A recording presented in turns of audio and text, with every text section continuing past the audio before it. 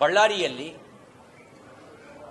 ಶಾಸಕರಾಗಿರ್ತಕ್ಕಂಥ ಮಾಜಿ ಸಚಿವರಾದ ಜನಾರ್ದನ್ ರೆಡ್ಡಿಯವರ ಮನೆ ಮೇಲೆ ದಾಳಿ ನಡೆಸಿದ್ದು, ಸಾವಿರಾರು ಜನ ಬಂದು ದಾಳಿ ನಡೆಸಿ ಗನ್ನಲ್ಲಿ ಫೈರಿಂಗ್ ಮಾಡಿ ಒಬ್ಬ ರಾಜಶೇಖರ್ ಅಂತಕ್ಕಂಥ ಒಬ್ಬ ಸ್ಥಳೀಯರೊಬ್ಬರು ಅನ್ನು ಹತ್ಯೆ ಮಾಡಿರ್ತಕ್ಕಂಥದ್ದು. ಜೊತೆಗೆ ಹಿಂಸಾಕೃತ್ಯ ನಡೆಸೋದಕ್ಕೇನೆ ವ್ಯಾಪಕವಾಗಿರೋ ಸಿದ್ಧತೆಗಳನ್ನು ಮಾಡಿಕೊಂಡು ಬೀರ್ ಬಾಟ್ಲುಗಳು, ಸೋಡಾ ಬಾಟ್ಲುಗಳು, ಮಾರಕ ಆಯುಧಗಳನ್ನೆಲ್ಲ ಇಟ್ಕೊಂಡು ಸಾರ್ವಜನಿಕವಾಗಿಯೇ ಮನೆಯನ್ನ ಗುರಿಯಾಗಿಟ್ಕೊಂಡು ಪಿಸ್ತೂಲ್ನಿಂದ ಶೂಟ್ ಮಾಡಿರ್ತಕ್ಕಂಥದ್ದು ನಾವೆಲ್ಲರೂ ಕೂಡ ಮಾಧ್ಯಮದಲ್ಲಿ ನೋಡಿದ್ದೀವಿ. ಈ ಎಲ್ಲ ಘಟನೆಗಳ ಬಗ್ಗೆ ಕಳವಳವನ್ನ ಕೋರ್ ಕಮಿಟಿ ವ್ಯಕ್ತಪಡಿಸಿತು. ಇದು ಒಂದು ರೀತಿಯಲ್ಲಿ ಸಿನಿಮೀಯ ರೀತಿಯಲ್ಲಿ ನಾವ್ಯಾವುದೋ ಚಲನಚಿತ್ರಗಳಲ್ಲಿ ನೋಡ್ತಾ ಇದ್ವಿ, ಬಿಹಾರದಲ್ಲೆಲ್ಲೋ ಸುದ್ದಿ ಆಗೋದನ್ನು ಕೇಳ್ತಾ ಇದ್ವಿ. ಈ ತರ ಸುದ್ದಿ ಆಗೋದನ್ನ ಬಿಹಾರ ಎಲ್ಲ ನಿಯಂತ್ರಣಕ್ಕೆ ಬಂದಿದೆ. ಉತ್ತರ ಪ್ರದೇಶ ಅಂತೂ 100% ಶಾಂತಿಯುತ ರಾಜ್ಯ ಆಗಿದೆ. ಆದರೆ ಕರ್ನಾಟಕ ಅತ್ಯಂತ ಶಾಂತಿಯುತ ರಾಜ್ಯವಾಗಿದ್ದಂಥ ಕರ್ನಾಟಕ ಕಾಂಗ್ರೆಸ್ ಆಡಳಿತದ ಅವಧಿಯಲ್ಲಿ ಗೊಂಡಾ, ಮಾಫಿಯಾ, ಮಾದಕ ವಸ್ತುಗಳ ರಾಜ್ಯವಾಗಿ ಬದಲಾಗ್ತಾ ಇರೋದು ದುರದೃಷ್ಟಕರ. ಇದರ ಹಿಂದೆಡೆ ದೊಡ್ಡ ಷಡ್ಯಂತ್ರ ಇರೋ ಹಿನ್ನೆಲೆಯಲ್ಲಿ ಕಾಂಗ್ರೆಸ್ ಶಾಸಕರೇ ಇಡೀ ಘಟನೆಗೆ ಪ್ರಚೋದಿಸಿರೋದು ಮತ್ತು ದಾಳಿಯ ನೇತೃತ್ವವನ್ನು ವಹಿಸಿರೋದು ಸಾರ್ವಜನಿಕವಾಗಿ ಮಾಧ್ಯಮಗಳಲ್ಲೇ ನಾವು ನೋಡಿದ್ದೇವೆ. ರಾಜ್ಯ ಸರ್ಕಾರದ ಕಡೆಯಿಂದ ನಡೆಸ್ತಕ್ಕಂಥ ಯಾವುದೇ ತನಿಖೆ ನ್ಯಾಯಯುತವಾಗಿರುತ್ತೆ, ನಿಷ್ಪಕ್ಷಪಾತವಾಗಿರುತ್ತೆ ಅನ್ನುವಂಥ ನಂಬಿಕೆ ನಮಗಿಲ್ಲ. ಒಬ್ಬನ ಹತ್ಯೆ ಆದರೂ ಕೂಡ ಸಾರ್ವಜನಿಕವಾಗಿ ದಾಳಿಯಾಗಿ ಸಿನಿಮೀಯ ರೀತಿಯಲ್ಲಿ ಗುಂಡು ಹಾರಿಸಿರೋದು ಕಂಡು ಬಂದರೂ ಕೂಡ ಸರ್ಕಾರ ಕಾಜಿ ನ್ಯಾಯ ಮಾಡ್ತಾ ಇದೆ, ಕಾಂಗ್ರೆಸ್ ಕಾಜಿ ನ್ಯಾಯ ಮಾಡ್ತಾ ಇದೆ. ದಾಳಿಯಾಗಿದ್ದು ಬಿಜೆಪಿ ಶಾಸಕರ ಮನೆ ಮೇಲೆ, ಕೇಸ್ ಹಾಕಿರೋದು ಬಿಜೆಪಿ ಕಾರ್ಯಕರ್ತರಿಗೆ, ಮತ್ತು ಕಾಜಿ ನ್ಯಾಯ. 16 ಜನ ಕಾಂಗ್ರೆಸ್ನವರಿಗೆ ಅರೆಸ್ಟ್ ಮಾಡಿದೀವಿ, 11 ಜನ ಬಿಜೆಪಿಯವ್ರನ್ನ ಅರೆಸ್ಟ್ ಮಾಡಿದೀವಿ. ನಾನು ಕೇಳಕ್ ಬಯಸ್ತೇನೆ, ಬಿಜೆಪಿ ಕಾರ್ಯಕರ್ತರು ಕಾಂಗ್ರೆಸ್ ಶಾಸಕನ ಮನೆ ದಾಳಿಗೆ ಹೋಗಿದ್ರಾ, ಅಥವಾ ಕಾಂಗ್ರೆಸ್ ಕಾರ್ಯಕರ್ತರು ಗುಂಡಾಗಳೊಂದಿಗೆ ಶಾಸಕರ ನೇತೃತ್ವದಲ್ಲಿ ಬಿಜೆಪಿ ಶಾಸಕ ಜನಾರ್ದನ್ ರೆಡ್ಡಿ ಅವರ ಮನೆಗೆ ದಾಳಿಗೆ ಬಂದಿದ್ರಾ? ಇಲ್ಲಿ ಸ್ಪಷ್ಟ ಆಗತ್ತೆ, ಜನಾರ್ದನ್ ರೆಡ್ಡಿ ಅವರ ಮನೆ ಮೇಲೆ ದಾಳಿ ಮಾಡಿರೋದು, ಅವರ ಹತ್ಯೆಗೆ ಪ್ರಯತ್ನ ಮಾಡಿರೋದು ಮತ್ತು ಆ ಹತ್ಯೆಯ ಟಾರ್ಗೆಟ್ ಜನಾರ್ದನ್ ರೆಡ್ಡಿ ಅವರು ಗುರಿ ತಪ್ಪಿ ಕಾಂಗ್ರೆಸ್ ಕಾರ್ಯಕರ್ತ ಹತ್ಯೆ ಆಗಿರೋದು. ಇದೆಲ್ಲ ನೋಡಿದಾಗ ಇದಕ್ಕೆ ಸಿಬಿಐ ತನಿಖೆ ಸೂಕ್ತ ಅಂತಕ್ಕಂಥ ತೀರ್ಮಾನಕ್ಕೆ ಕೋರ್ ಕಮಿಟಿ ಬಂದಿದೆ. ರಾಜ್ಯ ಕೋರ್ ಕಮಿಟಿ ಸಿಬಿಐ ತನಿಖೆಗೆ ಆಗ್ರಹಿಸಿ ನಿರ್ಣಯವನ್ನ ಕೈಗೊಂಡಿದೆ. ಇದರ ಜೊತೆಗೆ 4 ವಿಧಾನ ಪರಿಷತ್ತಿನ ಶಿಕ್ಷಕ ಮತ್ತು ಪದವೀಧರ ಕ್ಷೇತ್ರಗಳ ಚುನಾವಣೆ, ಅದಕ್ಕೆ ಸಂಬಂಧಿಸಿದಂತೆ ಅಭ್ಯರ್ಥಿಗಳ ಆಕಾಂಕ್ಷಿಗಳ ಕುರಿತಾಗಿ ಆರ್ ಅಶೋಕ್ ಅವರ ನೇತೃತ್ವದಲ್ಲಿ ಗೋವಿಂದ ಕಾರಜೋಳರು, ನಾನು ಎಲ್ಲ ತಂಡಗಳ ಪ್ರವಾಸವನ್ನು ಮಾಡಿದ್ವಿ. ನಳಿನ್ ಕುಮಾರ್ ಕಟೀಲ್ರು ಎಲ್ಲ ಆ ತಂಡಗಳ ಪ್ರವಾಸ ಮಾಡಿ ವರದಿಯನ್ನು ಕೊಟ್ಟಿದ್ದೇವೆ. ಆ ವರದಿಯನ್ನು ಆಧರಿಸಿ ಎನ್ಡಿಎ ಪಕ್ಷದ ಎನ್ಡಿಎ ಘಟಕದ ಭಾಗ ಆಗಿರತಕ್ಕಂಥ ಜನತಾದಳದ ಜೊತೆಗೂ ಸಮಾಲೋಚನೆ ಮಾಡಿ ಶೀಘ್ರಾತಿ ಶೀಘ್ರದಲ್ಲಿ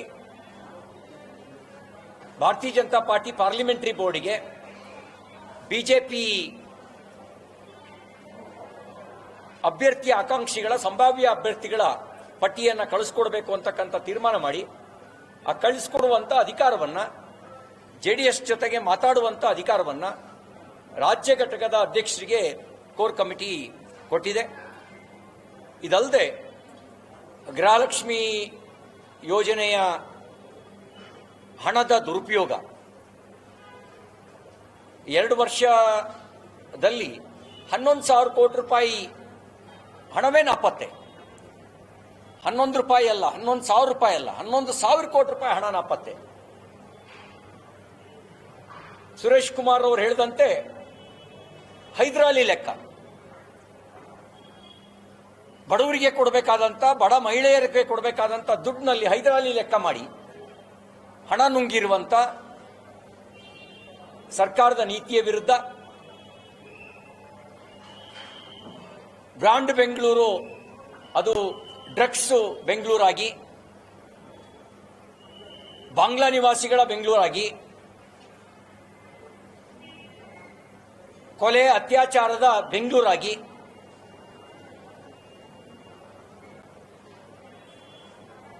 $750 ಪ್ರಯಾಣ ಮಾಡೋದಕ್ಕೆ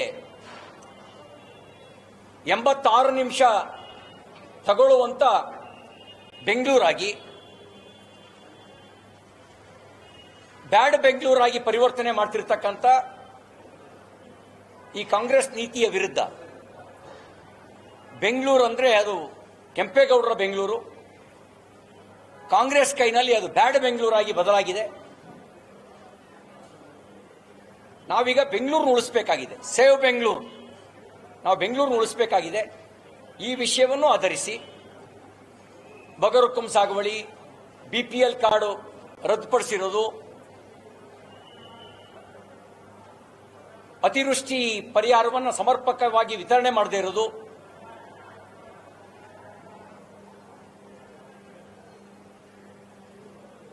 MSPಯನ್ನು ಕೇಂದ್ರ ಸರ್ಕಾರ ಡಿಕ್ಲೇರ್ ಮಾಡಿದ್ರೂ ಕೂಡ ಖರೀದಿ ಕೇಂದ್ರವನ್ನು ನೆಪ ಮಾತ್ರಕ್ಕೆ ತೆರೆದು ಅದು ಮೆಕ್ಕೆಜೋಳ ಖರೀದಿ ಕೇಂದ್ರವನ್ನು ಕ್ಲೋಸ್ ಮಾಡಿರೋದು ಇತ್ಯಾದಿ ಎಲ್ಲ ವಿಷಯವನ್ನು ಇಟ್ಕೊಂಡು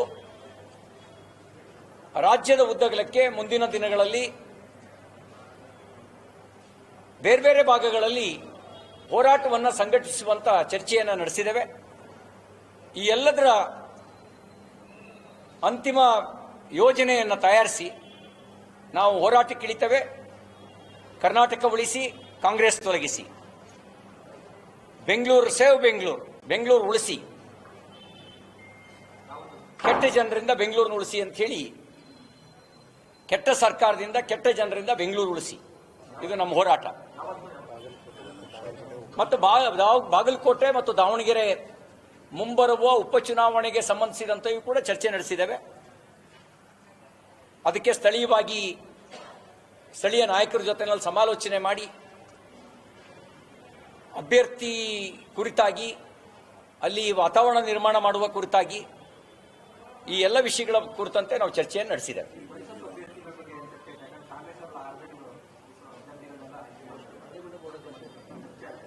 ಪಾರ್ಲಿಮೆಂಟರಿ ಬೋರ್ಡ್ಗೆ JDS ಜೊತೆ ಸಮಾಲೋಚನೆ ಮಾಡಿ ರೆಕಮೆಂಡ್ ಮಾಡುವ ಅಧಿಕಾರವನ್ನು ರಾಜ್ಯಾಧ್ಯಕ್ಷಿ ಕೊಟ್ಟಿದೆ.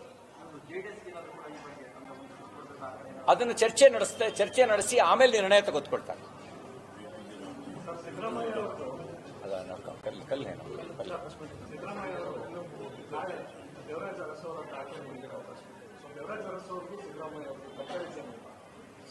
ಎಷ್ಟು ದಿನ ಅಧಿಕಾರದಲ್ಲಿ ಇರ್ತಾರೆ ಅನ್ನೋದು ಮುಖ್ಯ ಆಗಲ್ಲ, ಅಧಿಕಾರದಲ್ಲಿದ್ದಾಗ ಏನ್ ಮಾಡಿದ್ರು ಅನ್ನೋದು ಮುಖ್ಯ ಆಗುತ್ತೆ. ತುಂಬಾ ಜನ ರಾಜ ಮಹಾರಾಜರು ಆಳು ಹೋಗಿದ್ದಾರೆ. ನಾಲ್ವಡಿ ಕೃಷ್ಣರಾಜ ಒಡೆಯರ್ ತರ ದೂರಗಾಮಿ ಯೋಜನೆಗಳನ್ನ ರೂಪಿಸಿ ಹೆಸರು ಪಡ್ಕೊಂಡವ್ರು ಇಲ್ಲ. ಎಷ್ಟು ದಿನ ಇದ್ರು ಅನ್ನೋದು ದಾಖಲೆಯೋ, ಏನ್ ಮಾಡಿದ್ರು ಅನ್ನೋದು ದಾಖಲೆನೋ. ಅತಿ ಹೆಚ್ಚು ಸಾಲ ಮಾಡೋದು ಸಿದ್ದರಾಮಯ್ಯನವ್ರ ದಾಖಲೆಗೆ ಸೇರುತ್ತೆ ಅಂದ್ರೆ ಅದನ್ನ ಅವ್ರು ತಗೊಂಡ್ಲಿ. ಅವ್ರ ಕಾಲಘಟ್ಟದಲ್ಲಿ ಅತಿ ಹೆಚ್ಚು ರೈತರು ಆತ್ಮಹತ್ಯೆ ಮಾಡಿಕೊಂಡ್ರು ಅನ್ನೋದು ಅವರಿಗೆ ಸಂತೋಷ ಪಡೋ ಸಂಗತಿ ಆದ್ರೆ ಸಂತೋಷ ಪಡ್ಲಿ.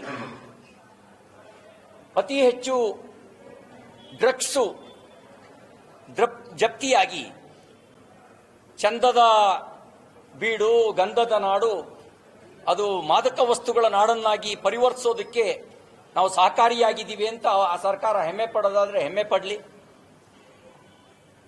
ಕೊಲೆ ಅತ್ಯಾಚಾರದ ಕಾರಣಕ್ಕೆ ನಿತ್ಯ ನಮ್ಮ ಸರ್ಕಾರ ಸುದ್ದಿಯಲ್ಲಿದೆ, ದರೋಡೆ ಕಾರಣಕ್ಕೆ ಸುದ್ದಿಯಲ್ಲಿದೆ ಅನ್ನೋದಾದ್ರೆ ಅವರು ಸಂತೋಷ ಪಡ್ಲಿ. ವಾಲ್ಮೀಕಿ ಅಭಿವೃದ್ಧಿ ನಿಗಮದ ಬಡವರ ದುಡ್ಡು ತಿಂದು ಮಂತ್ರಿ ರಾಜೀನಾಮೆ ಕೊಡಬೇಕಾದಂತ ದುಸ್ಥಿತಿ ಬಂತು ಅಂದ್ರೆ ಅವರು ಹೆಮ್ಮೆ ಪಡ್ಲಿ. ಅದಕ್ಕೆ ಅವರಿಗೆ ನವಿಲುಗಿರಿಯನ್ನ ಸಿಕ್ಕಿಸ್ಕೊಳ್ಳಿ. ಹಲವು ಮಂತ್ರಿಗಳ ಮೇಲೆ ಭ್ರಷ್ಟಾಚಾರದ ಆರೋಪ ಇದೆ, ಆದರೂ ನಾವು ಬಂಡತನದಿಂದ ಇದ್ದೀವಿ, 60% ಕಮಿಷನ್ಗೆ ಏರಿಸಿದ್ದೀವಿ ಅನ್ನೋ ಸಾಧನೆ ಏನಾದಾದ್ರೆ ಅದನ್ನು ತಾಮ್ರ ಪತ್ರದಲ್ಲಿ ಇಲ್ಲದೆ ಇದ್ರೆ ಅವರು ಚಿನ್ನದ ಪತ್ರದಲ್ಲೇ ಬರೆಸಿ ಇಟ್ಕೊಂಡ್ಲಿ. ಇವೆಲ್ಲವನ್ನು ನಾವು ಮಾಡಿದ್ದೇವೆ ಅನ್ನೋದನ್ನ ಚಿನ್ನದ ಪತ್ರದಲ್ಲಿ ಇಟ್ಕೊಂಡು ಅದನ್ನ ಹೆಮ್ಮೆ ಪಡಲಿ.